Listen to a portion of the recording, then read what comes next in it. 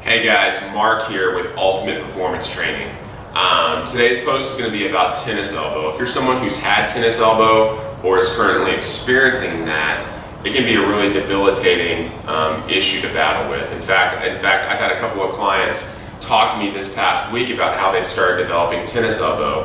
One of them's a very active tennis player. Another works for a moving company, so he has to pick up a lot of things, and so he's dealt with some issues with his tennis elbow. So basically, here's a couple of strategies to help you guys work on getting out of that discomfort and pain.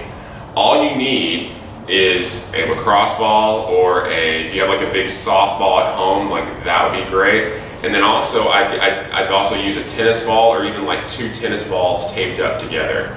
So the first thing we're going to cover is really cleaning up the tissues below the elbow and above the elbow, and also work on your scapula back here, because really your elbow joint is really not the problem. It's just the thing that's being abused and really taking the hit. So what we're going to do is we're going to focus on just using a lacrosse ball first, and we're going to work on really cleaning up the tissues right here. So what you want to do is you want to take a lacrosse ball and put it right in the middle of your arm, just like this, and then act like you're trying to break this lacrosse ball with your bicep and your forearm. And all you're going to do is you're going to use your opposite hand right here. See from the side, you're going to pull your hand as much as you can into your bicep, and you're just going to flex and extend your wrist. And this is going to create a lot of tension and really open up all of that tissue in your bicep, in your forearm, that's going to be probably pretty tight.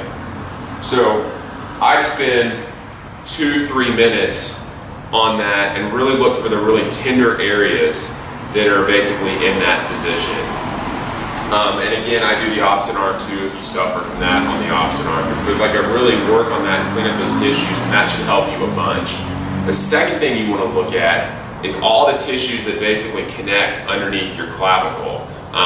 And for a lot of people, that can be really sore and stiff and just not feel good at all. So if you're someone who sits a lot, or gravity takes a hold of you and your shoulders kind of do this, chances are there's a lot of just horrible matted down tissue right there. So what you want to do is I probably use a wall instead of the ground. And what you want to do is you want to put this ball right underneath your clavicle. For those of you that are sensitive to pain, this is going to hurt a little bit. So I might recommend starting off with a tennis ball first. So you're going to take the ball, put it right underneath your clavicle right here, just like this. And all you're going to do, you're going to put it against the wall. And what you're going to do is you're just going to move side to side with the ball and look for those really tender areas. If you want, you can also take your arm and treat it like a clock hand and move up and down if you want. For me, that's a little too painful, so that doesn't really feel that great. But for those of you who want to basically experiment with that and see where the really tight corners are for all that tissue right there, highly recommended. The third thing you can do is I would use probably either a double tennis ball or 2 lacrosse balls, and we're going to work on cleaning up your traps back here, because chances are these guys are really inflamed, especially if you play tennis on the side you have tennis elbow, which for right-handed people would probably be your right side.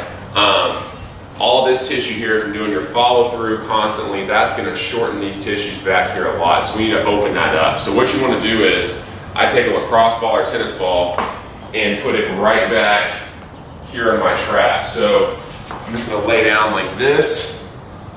I'm going to put the ball right underneath my trap right there, and all I'm going to do, I'm going to bridge up. Ooh, that is tight. And then come down. So really I'm not even moving that tissue at all. All I'm doing is driving movement from the bottom of my hips, bridging up to the ceiling, coming down, bridging up, and coming down. If that's not enough tension, you can also take your hips, keep them up like this, and now take your same side arm, reach back, and reach down. Reach back, and reach down, just like that. Which can be very painful, intense, and just not feel that great, but afterwards really improve your range of motion in your shoulder and take pressure off your elbow. The last thing you want to look at doing is also working on getting your scapula to move better, because scapula is the big bone right there where basically all your shoulder muscles attached to and all that good stuff. And so if that bone is stuck and it's not moving at all, well, what's going to happen is your elbow is going to have to pick up the slack. It's kind of the same thing as basically like with your legs. If your hip can't extend at all, then what happens is people overextend their knee or put way too much pressure on their knee, and therefore it causes them lots of pain and discomfort. So what you want to do is you want to take the ball and kind of put it in between your spine and the inside of your scapula. And so again, you can lay down in this position or also stand up against a wall and do this and find that spot right underneath, right in between right there. Yep, there it is. And basically all you're gonna do is you're gonna bridge your hips up and then take your arm, reach down, and then reach out like this. It's almost like you're drawing a sword, and this is really gonna allow your body to create some good motion and get that scapula to move.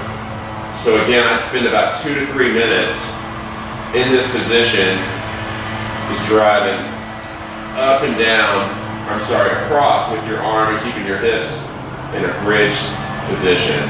So I'd start with a tennis ball first and then progress up using a lacrosse ball after that. And that should really help the range of motion in your shoulder and take pressure off of your tennis elbow. If you guys have any other questions, feel free to call 512-635-8965 or email mark@ultimateperformancetraining.net. Hope you guys have a great day, and we'll see you soon.